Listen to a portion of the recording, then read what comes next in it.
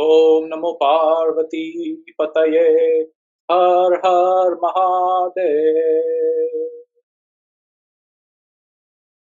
Om Trambakam Yajamahe Sugandhim Pushtivardhanam Urvarukamiva Bandhanan Mrityor Mukshiyamamritat.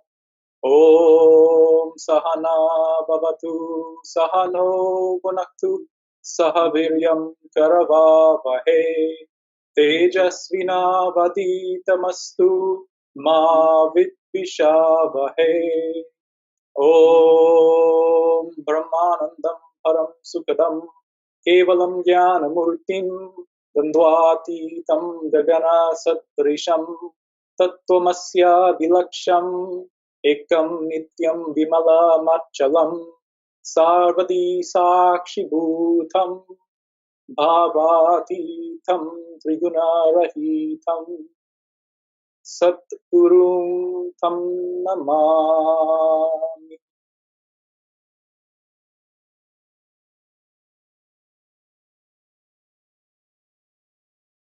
Hari Om Shanti Shanti Shanti.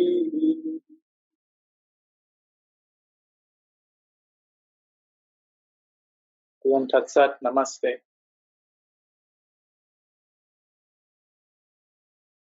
We begin this satsang on the Upanishads, the wisdom of the Upanishads. The Upanishad known as the Mundaka Upanishad. Third Mundaka, Section 1, Mantra 1. There abide two birds on the peepal tree who are inseparable companions and are decked with beautiful plumage. Of these two, one continues to taste the fruits of the tree, while the other continues to look on without tasting. Once more, there abide two birds on the peepal tree who are inseparable companions and are decked with beautiful plumage. Of these two, one continues to taste the fruits of the tree, while the other continues to look on without tasting. So this is wonderful to start with because it shows you that the scriptures teach you allegorically. When you are reading the scriptures, you may have references to cities, both in this world plane, earthly dimension, as well as cities in astral planes, subtle dimensions. You will have reference to characters, sages, aspirants, gurus, disciples, gods, goddesses, demigods, all characters, demons. And these all are painting a picture for your mind. They are not to be regarded as historical facts. Or if you were to study the scriptures and really understand what are the names and why do they use these specific names for those cities where the gods are dwelling and where the demons are dwelling, and the names of the preceptors, the names of the gurus, the names of the sages, the names of the aspirants, all have profound mysticism behind them, profound meaning behind them. So now in the Mundaka Upanishad, we're presented with a story a scene of two birds who are inseparable companions sitting in a tree. One continues to taste the fruits of this tree, and the other does not taste the fruits of the tree. It's there in peace. So, the tree is the tree of the world process. The tree of the world process means cycle of birth and death, cycle of suffering. Because why suffering?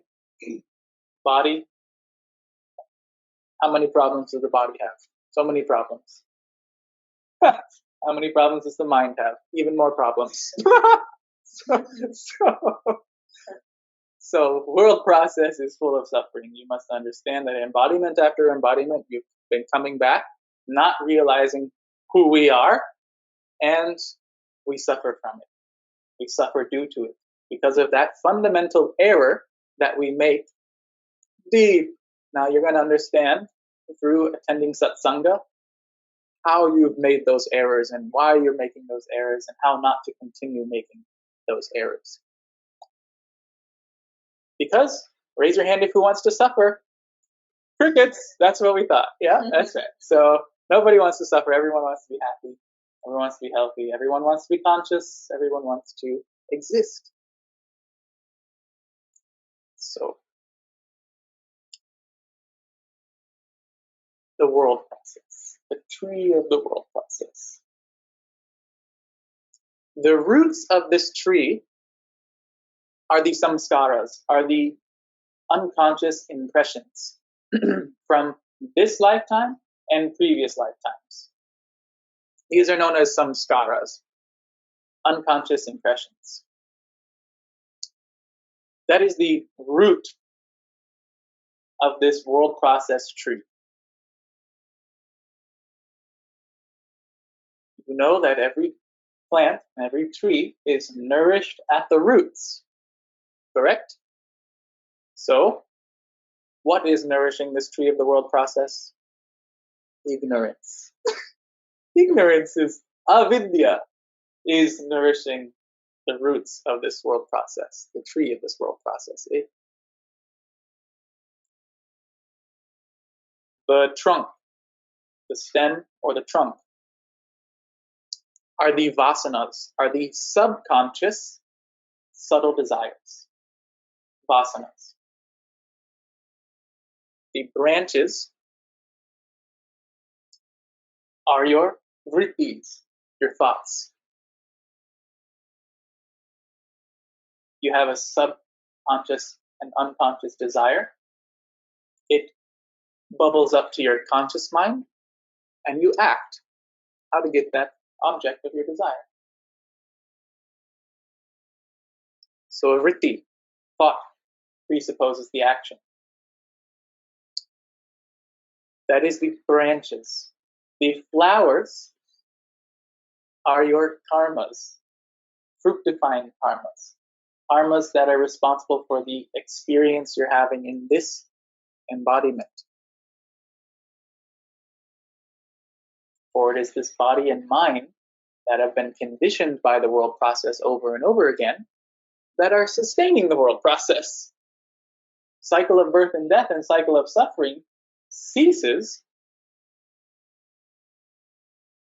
when you've understood how to utilize and how to create your own samskaras, your own impressions, your shubha samskaras, your good impressions, your shubha vasanas, your good subtle desires, and your sat karmas, your true actions. So you add root samskaras in the unconscious, trunk vasanas in the subconscious, branches vrittis, conscious mind, flowers karmas, fruits, the experiences of pleasure and pain. Flower produces fruit. Flowers of your past karmas. Remember, this whole body mind set is a product of your karmas. Sanchitta and prarabdha karmas, specifically, 2 types of karma that are responsible for your current body mind ego set right now. The other 3rd type of karma is your free will, which is what you are to utilize to untie the knots of the previous 2.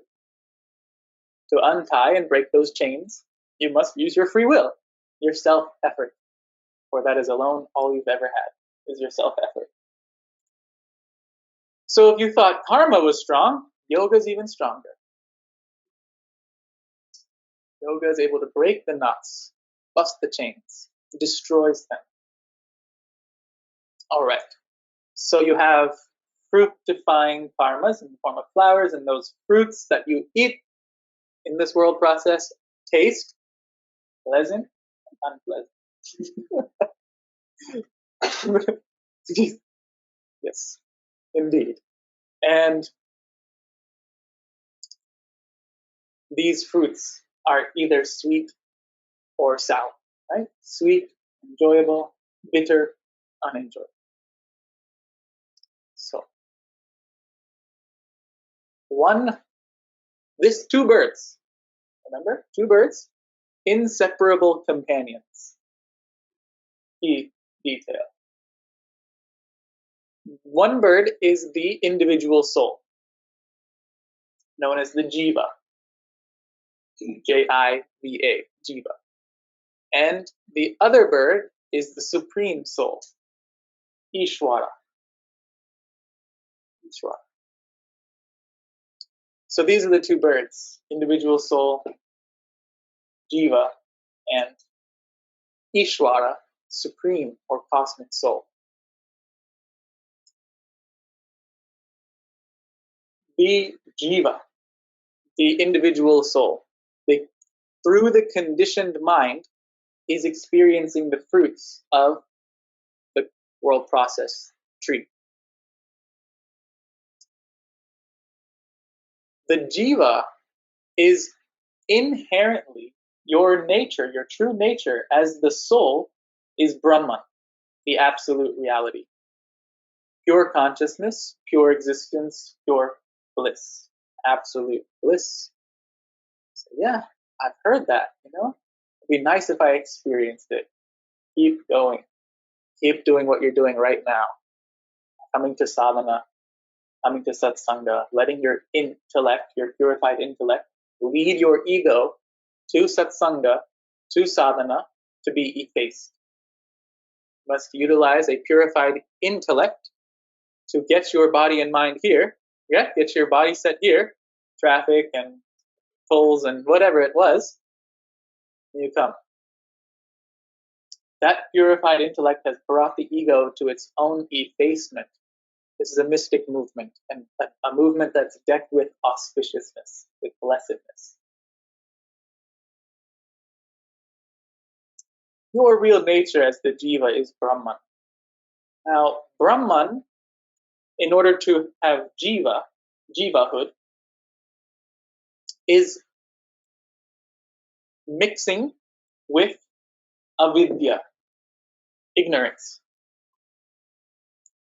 And through ignorance, avidya, is projected a reflected spirit, a reflected Brahman.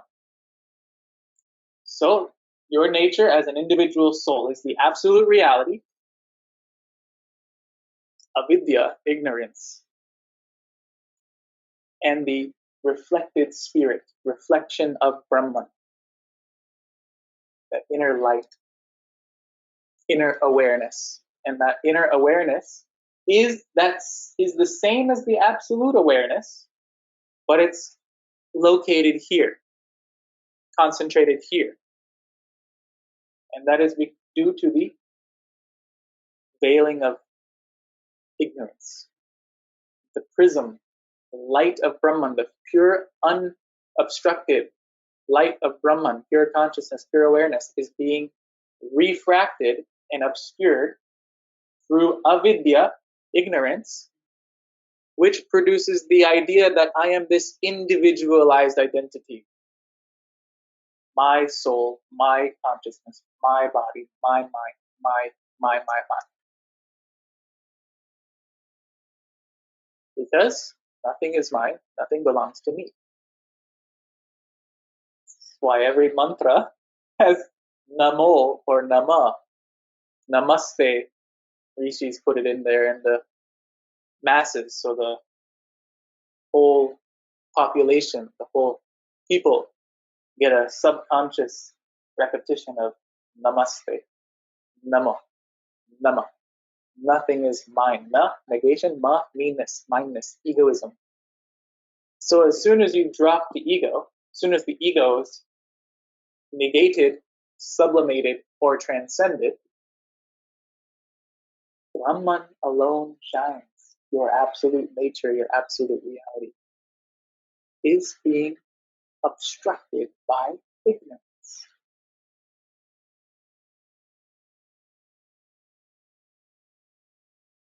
So it's that ignorance which is confusing us lifetime after lifetime after lifetime. So if the ignorance is the issue, then what must we bring? Knowledge. The only solution to ignorance is knowledge. So that is why we continue with the teaching. Constantly you must dara paranyaya. You must hammer the teachings into your mind. You see these gods and goddesses around you depicted, and they all, some of them have maces, a hammer, and that is to depict the constant repetition you must do to hammer in the truth over and over and over and over again until the nail sticks, right? Sometimes you miss the nail because you hit your own finger. Huh? We've all done it. We all injure ourselves. We all cause pain and misery for our own self. And we miss the nail. We hit the nail. We can hear the sound of the nail. Like, oh, that was okay. We're getting closer. Finally hitting a nail, and you must keep hitting it until it sticks, until it doesn't move, doesn't shake. That's called gara parinyaya. So, the two birds. Second bird. Second bird is the Supreme Soul, Ishvara. And the nature of Ishvara, cosmic soul, the nature of Ishvara is Brahman, absolute reality, Maya, cosmic illusion, and the reflection of Brahman in Maya. All of these three is known as Ishvara, which is known as God in some people's language, whatever you want to call it. That's a personalized form of the absolute, which is formless and nameless. It's a name and a form associated with the nameless and formless. It's according to your temperament. It's according to your inclination. It's according to your attraction that you are drawn to an Ishtadeva, that you are drawn to a personalized form of the Supreme. That is known as Ishvara.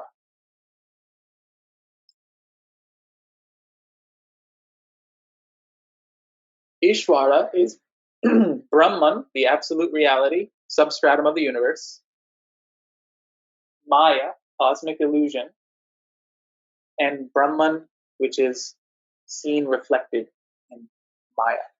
All of this is known as Ishvara. Ishvara is endowed with the three energies: creation, sustaining or maintaining, and transformation. Everything in this universe goes through those three stages. All three powers, energies, knowledges are within Ishvara.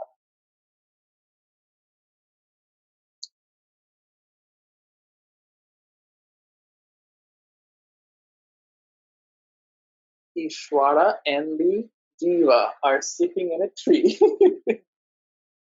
They are inseparable companions because they are essentially one.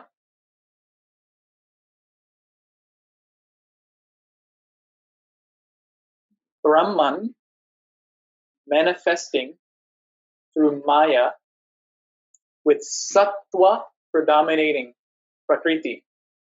Now we've introduced a new term. Sattva predominating prakriti. Prakriti is nature with a capital N. Sattva is one of the three modes of nature. So everything in nature is a mix, a balance, and a playing of sattva, purity, rajas, activity, and tamas, inertia. So Brahman, the absolute reality, manifesting through sattva, predominating prakriti, purity, predominating nature, is Ishvara.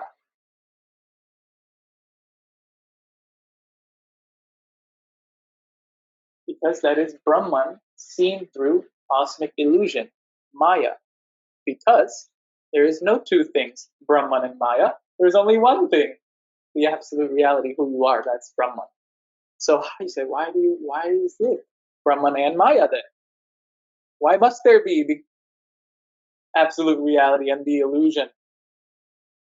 Well, it is like the magician and the magic. Magic is possessed by the magician. Magic is inherent in the magician. So magician and magic. Magic is Maya. Magic is cosmic illusion. Brahman is the magician. Now, when Brahman is manifesting through Maya, the magic, sattva predominating prakriti, purity predominating, is Ishvara, God in a form, God with qualities, God with a name.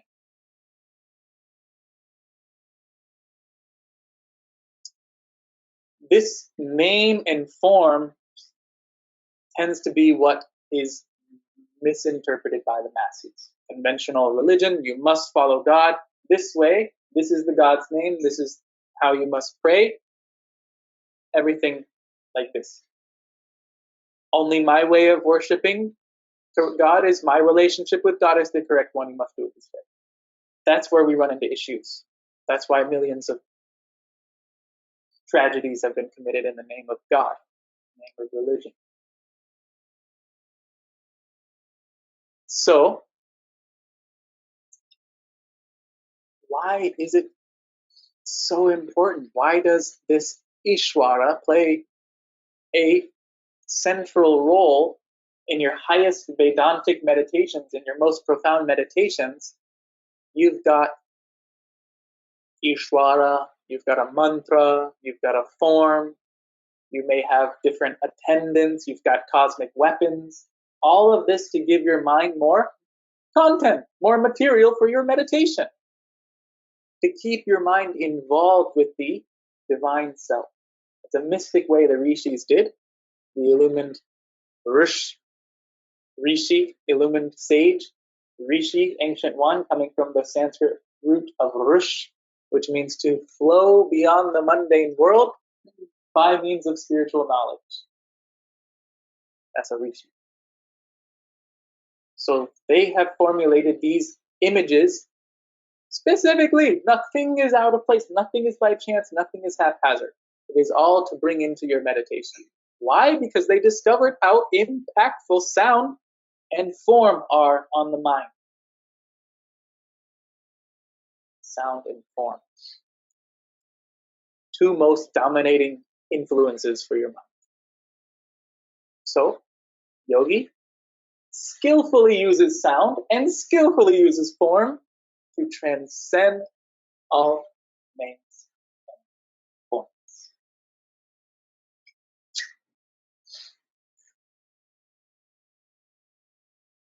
That is Ishvara. And this Ishvara, is none other than this Jiva. So, okay, that's a big leap there. God and my soul are the same? Indeed.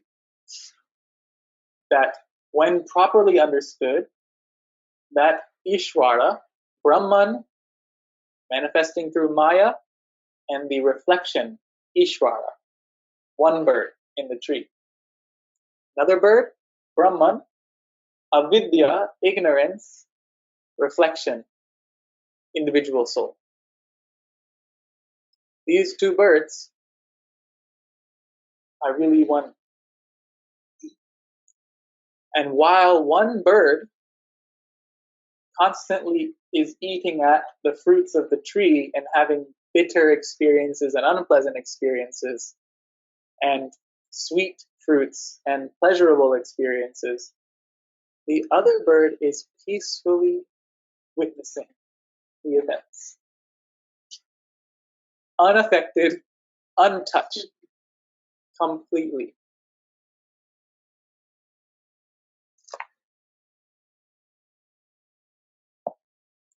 Mantra 2.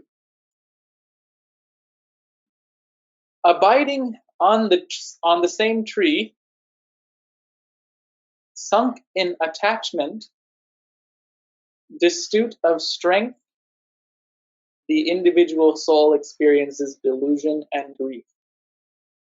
But when it turns its gaze toward the other bird, the divine self, it discovers its essential glory and becomes free from grief. Mantra 2 once more. Abiding on the same tree, sunk in attachment, destitute of strength, the individual soul experiences delusion and grief. But when it turns its gaze toward the other bird, the divine self, it discovers its essential glory and becomes free from grief.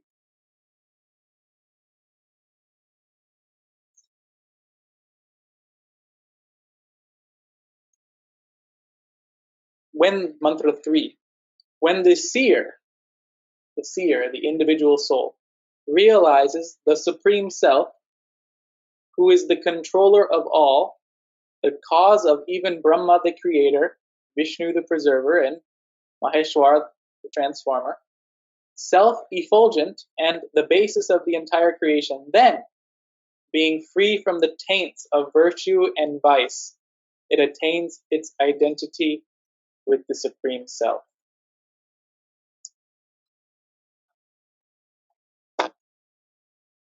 Because Ishvara and Jiva, because cosmic self, divine self, and individual self are the same,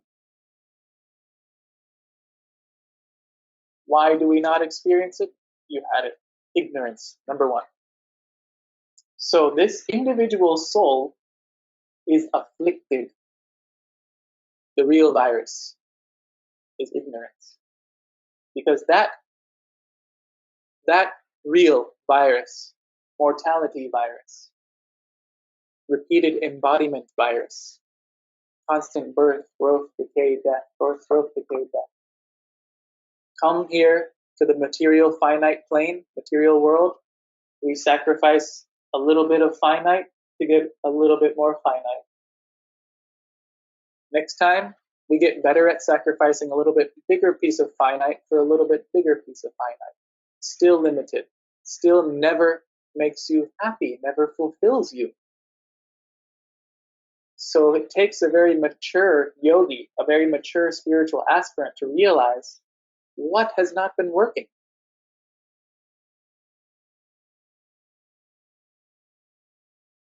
Cannot keep going on the same way that you've been conditioned to go on, thinking and speaking and acting, if you would like to develop spiritual virtues, divine qualities, which are the link that will lead you to the realization of yourself, the revelation of the divine self that you are, that everyone is. So it is our own ignorance, which is the root, nourishing the root of this world process. Other things that nourish the roots of the world process, the tree of the world process, are egoism, attachment and hatred, and fear of death. Because you forgot who you are, the divine self, the supreme soul, you have assumed a fictitious identity, the ego. This is me. This is who I am. This body-mind ego complex. That is your assumed identity, your false identity, like a shadow, the other bird of the supreme self. The bird that is constantly going on, enjoying, chattering away, biting at the fruits. So that fictitious identity is known as the ego. And then that ego, because of its ignorance, it does not know who it is, thinks that happiness, thinks that peace, thinks that bliss, thinks that truth are going to be found outside of myself. So I have attachments and I have aversions. Here are attachments and aversions, attachments and aversions. Because of these attachments and aversions, egoism and ignorance, we fear the death of the body, abhinivesha. So those are the real viruses. Those are the afflictions of the soul that must be cured. You're here in this world process. You are here at this school. You are here in Satsang to become well, to remove these afflictions.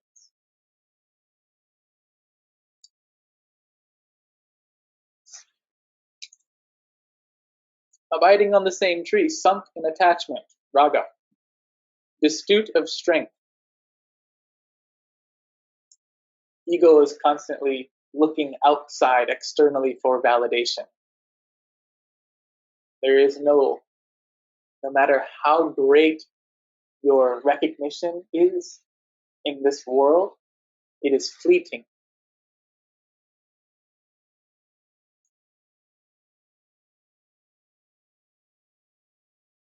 Remember, even the greatest technological advancement is in vain unless you have understanding of who you are, which is the most advanced technological instrument there will ever be. This thing, you already got it. You're already wearing it.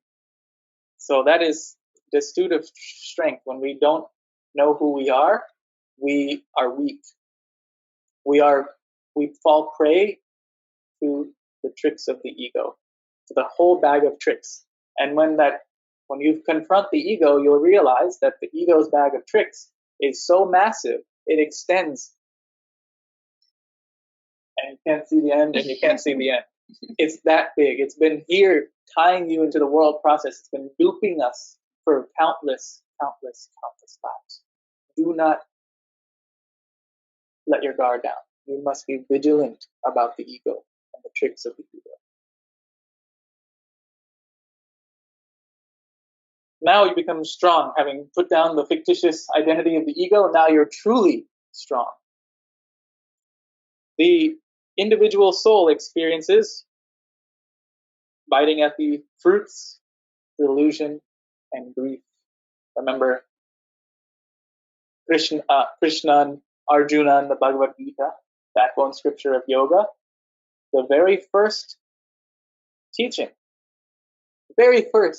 of 700 verses in the Bhagavad Gita, 18 chapters, all of yoga in a condensed form.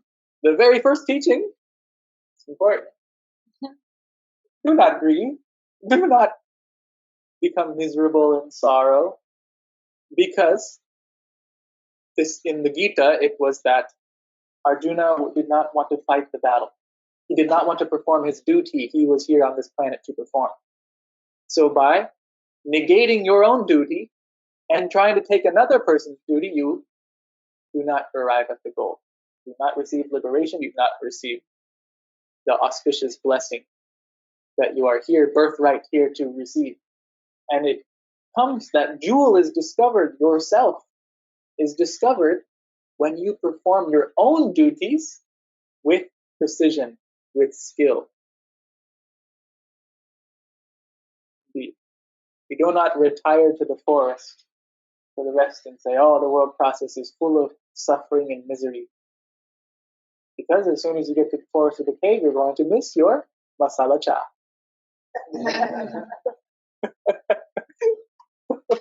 Hot showers and tea. All right, so, but when it turns its gaze, when this individual soul, jiva, turns its gaze toward the other bird, the divine self, it discovers its essential glory, that light which has been shining in and throughout all of your three states of consciousness. When you discover that essential glory, innermost self, innermost light, you become free of all grief.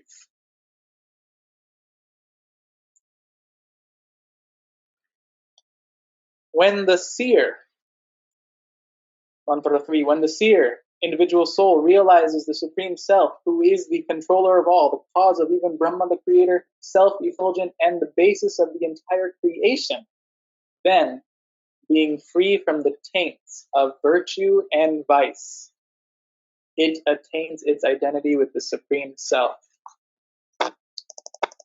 The world process is a wheel. It's a hamster wheel, right? Stuck on the wheel. And the wheel of samsara, the wheel of cycle of birth and death, wheel of suffering, 6 spokes.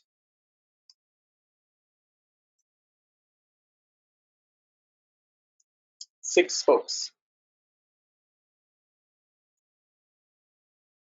Raga, attachment. Dvesha, hatred.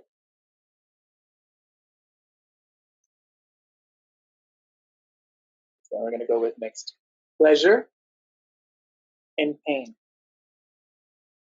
And virtue and vice.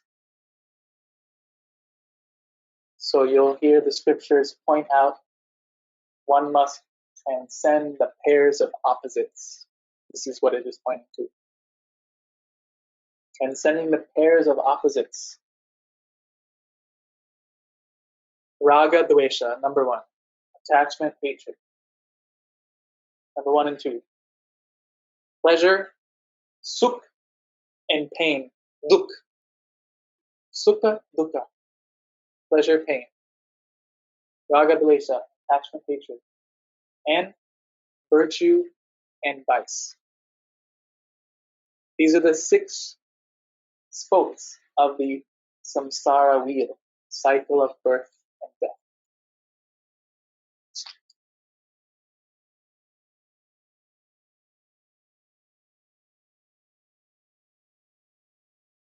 Virtue, dharma. Vice, adharma.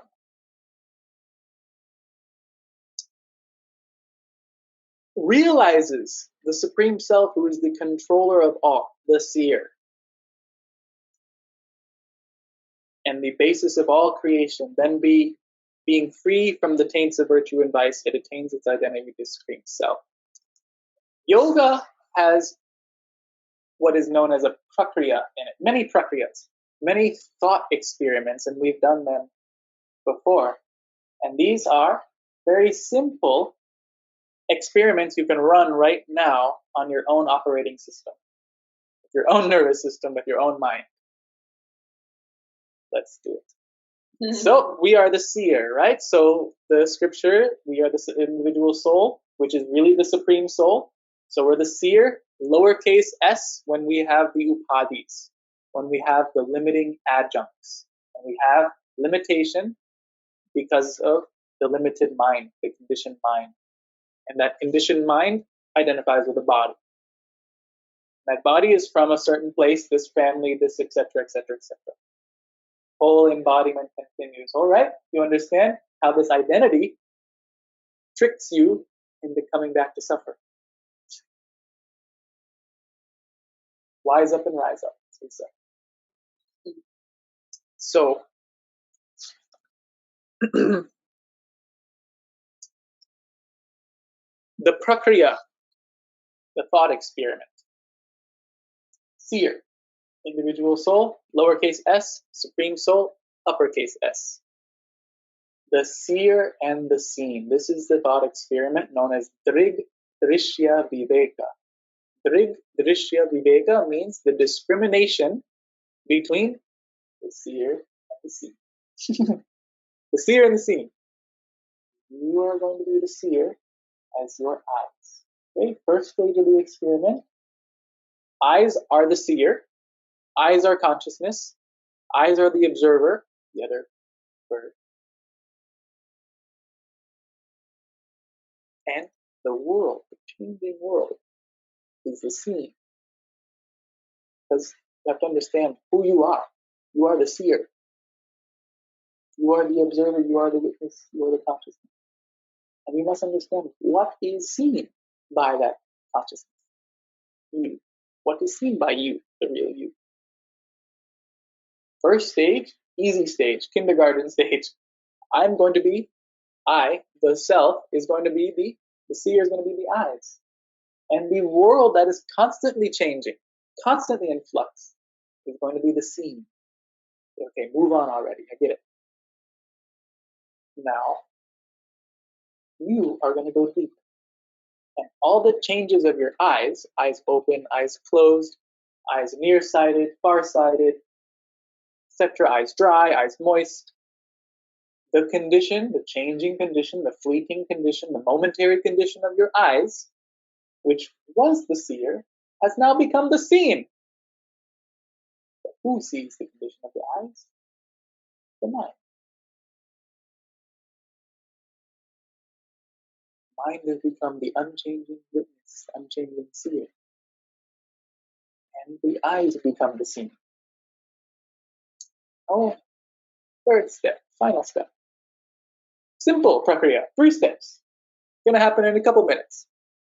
You understand right now, realize, as the mantra says, mantra 3, realize it right now and become attain identity with the Supreme Self. So now this third stage is the changing mind, the mind that is in flux.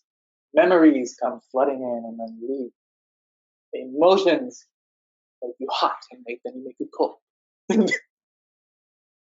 Likes and dislikes.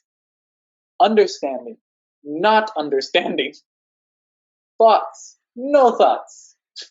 All of this changing mind is known to who? The real you, the real self. That's pure consciousness. That one who is listening to your mind thinking, oh, I understand what he's saying.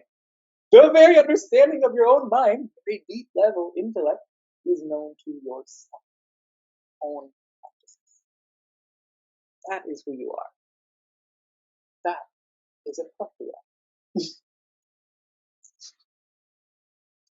Mantra 4. This Supreme Self is the life that shines through all living beings. The knower of the Self does not misuse his speech, since he is not motivated by egoistic vanity. Performing his daily duties, he sports in the Self and delights in the Self. Such a yogi is indeed the best of the knowers of Brahma. Mantra 4 once more. This Supreme Self is the life that shines through all living beings. The knower of the Self does not misuse his speech, since he is not motivated by egoistic vanity. Performing his day-to-day duties, he sports in the Self and delights in the Self. Such a yogi is indeed the best of the knowers of Brahman. All right, so when the Upanishad mentions, so you understood through the last prakriya that self, the real you, the real light of consciousness, is shining at all times. that light doesn't turn on when you're stuck in meditation. When you're in your practice, you're like, I'm aware, I'm the light. That's great. That's beginning level. And then understand that there's not a beginning to that light and there's no end to that light. The light is always on.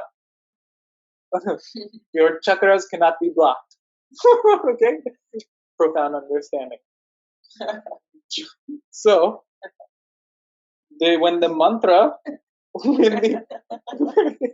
when the mantra says, when the Upanishads say, the knower of the self does not misuse his speech, they're referring to all of the indriyas. Okay, the indriyas are the instruments of your soul. There are 5 sensory indriyas, 5 indriyas, 5 inner instruments that you get knowledge from. Those are known as the jnanendriyas. Inner instrument, indriya, jnana, knowledge. The inner instrument that you use to obtain knowledge. 5 of those. These are through your hearing, tasting, seeing, smelling, and feeling. Critical understanding is that this is not the physical senses. These are not your physical ear, physical nose, physical tongue, physical skin, physical eyes. Those are the physical channels through which those inner instruments are flowing. Critical understanding. Karmendriyas, organs of action. Inner instrument for action. Power of speech is one. Yogi does not use his power of speech in vanity, nor does he engage in any vanity actions. His power of speech is an inner instrument. For action, you have hand. Hand is not physical hand. Hand is for manipulation, for holding. As soon as your mind thinks, get that, grab that, give that, accept that, hand does it. So hand is an inner organ for your action, that is helping your soul evolve, work out its destiny, self-realization. Foot is another one. Feet is another one. Not physical feet, but locomotion, that which allows us to move. Anywhere you want to go, feet take you there. No questions asked. Part of your mind, subtle part of your mind. And then you have the inner organ of generation, procreation, and the inner organ of excretion, governing those 2 physical organs. Okay, so these are all subtle. So these subtle instruments, these instruments of your mind, the indriyas and the pranas, are not abused by the yogi, are not misused by the yogi. You do not misuse your pranas. The pranas are universal energy. They are to be regarded with respect. This is divine energy that operates through our bodies, through our minds.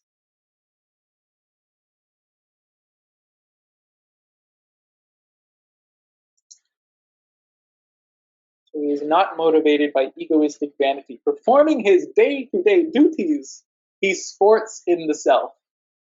This lake of the world process, this tree of the world process, once you realize you are the serene bird, you are the untouched bird, you are the ever observing bird, which is unaffected by the events of the world process. You sport in that tree and you delight in yourself. Such a yogi is indeed the best of the knowers of Brahman. What does this mean? This means that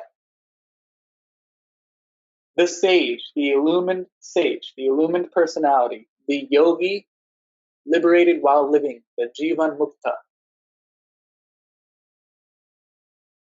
is experiencing through his indriyas, through the senses, through the mind, through the pranas. But mind is now antarmukhi vritti. Mind is, instead of flowing out through the senses, is now flowing in. Antarmukhi vritti, the inward flowing mind that moves, where is it flowing? To the divine self. That's where the inward flowing mind continues flowing.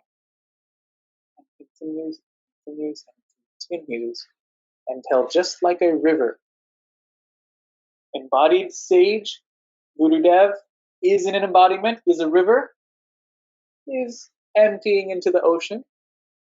And when that river empties into the ocean, it merges with the ocean and it becomes one with the ocean.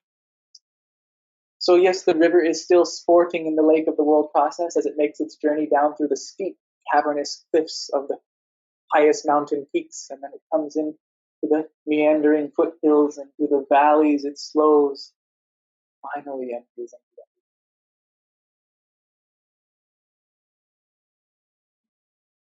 This is how the illumined sage lives in the world, sporting in the self, delighting in the self. This world process is a leela once you understand. These two birds are really one bird. They're inseparable companions, and they're doing a dance together until finally the two birds become one. You realize the dance was entirely an illusion, and because you were always that one.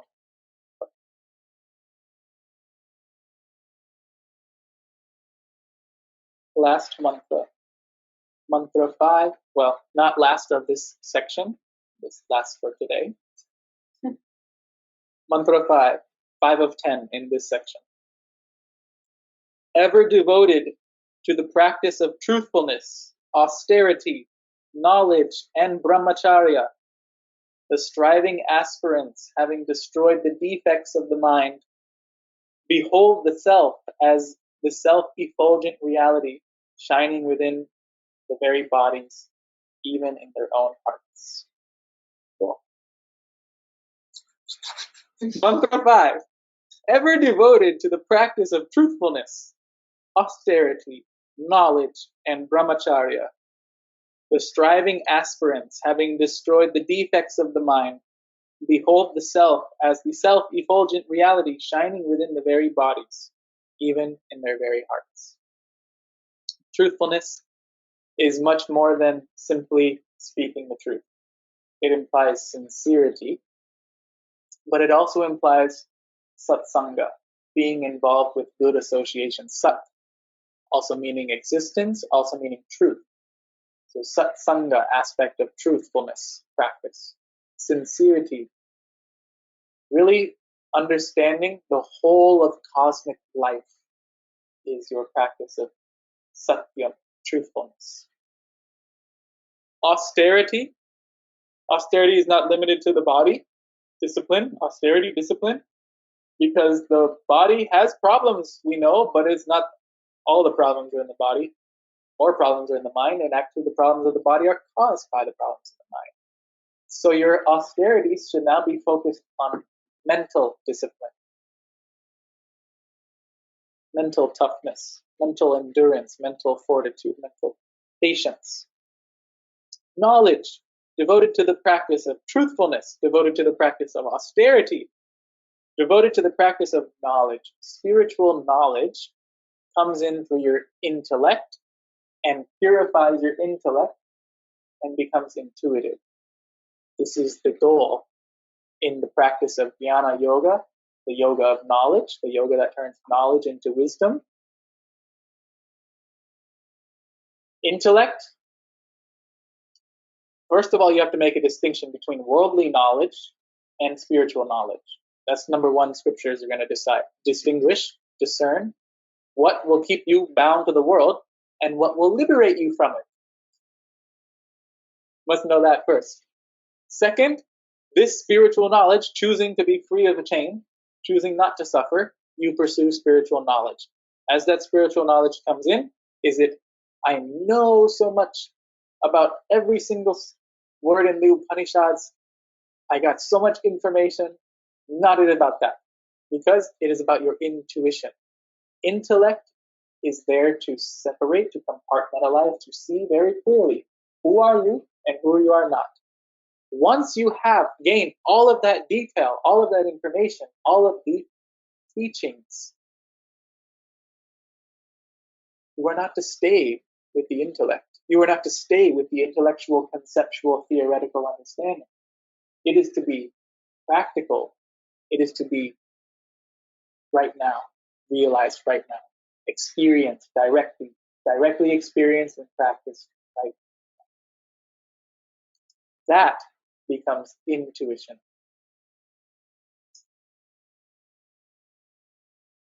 Intellect, you feel dry, right? I understand Brahman, but I just don't feel it. I want to feel it. You want to have that rasa, that flavor, that emanating fragrance coming from your soul.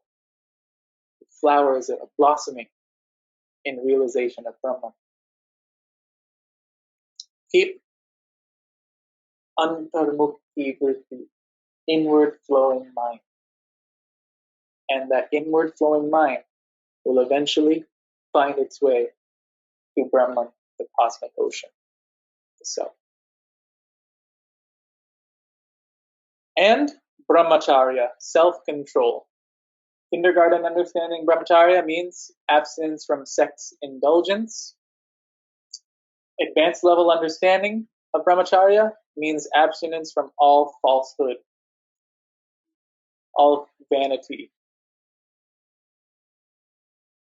all ignorance. That's real brahmacharya, because brahmacharya literally means living and moving in Brahman, the absolute reality.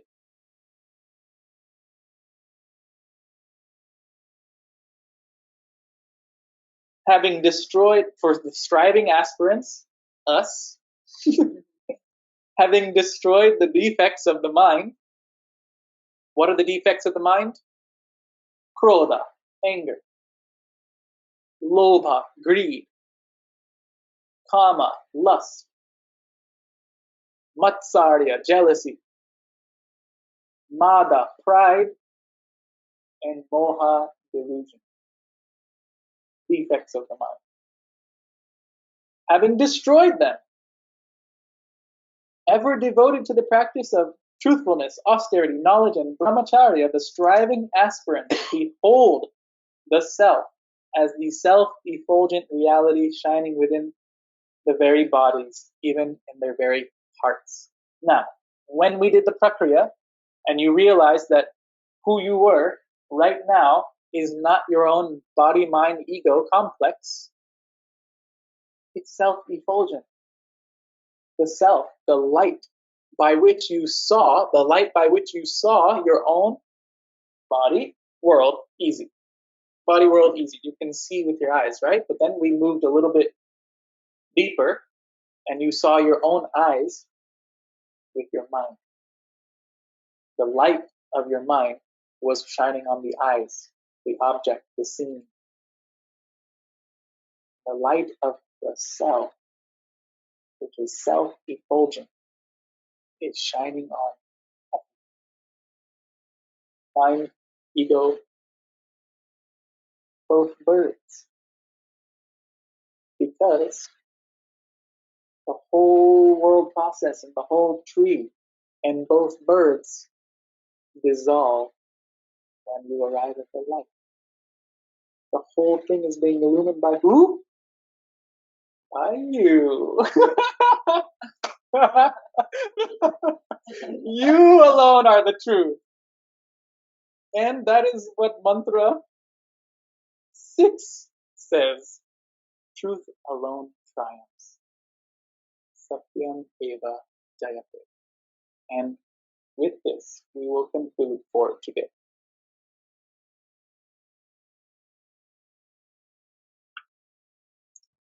Prayer for Karuna Maya Rasa.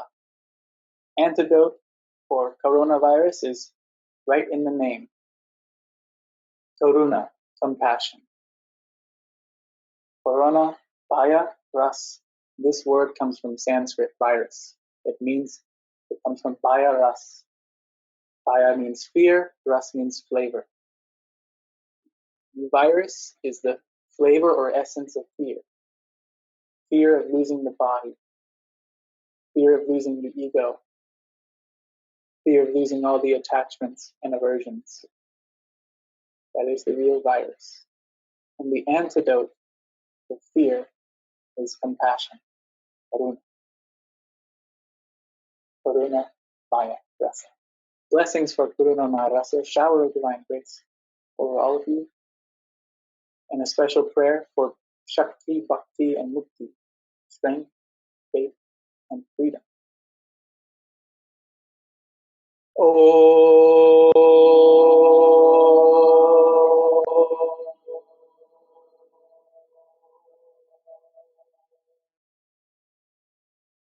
Om Gam Ganeshaya Nama, Om Aim Saraswatye Nama, Om Gum Guruve Nama, Om Trambakam Yajamahe, Sugandhim Pushtivardhanam, Urvarukamiv Bandana, Mrityormukshya Mamritat, Om Sarve Bhavantu Sukhina, Sarve Shantu Niramaya, Sarve Badrani Pashantu, Ma kaschit dukhabhag bhavet, asato ma satgamaya, tamaso ma jyotirgamaya, mrityur ma mritam gamaya.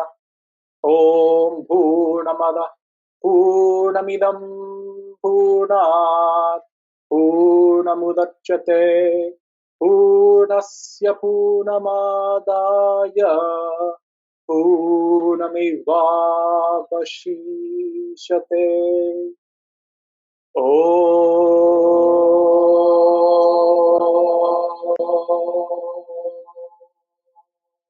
Shanti, Shanti, Shanti.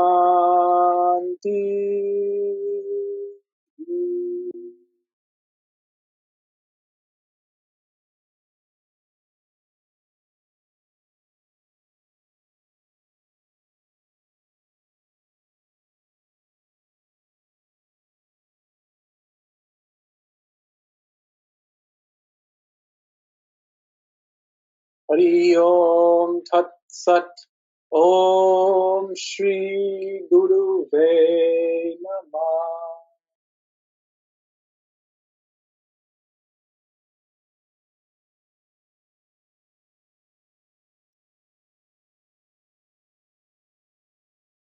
Blessed self in all adorations. Special blessings from our beloved Guru, His Holiness Swami Jyotirmayananda. Namaste.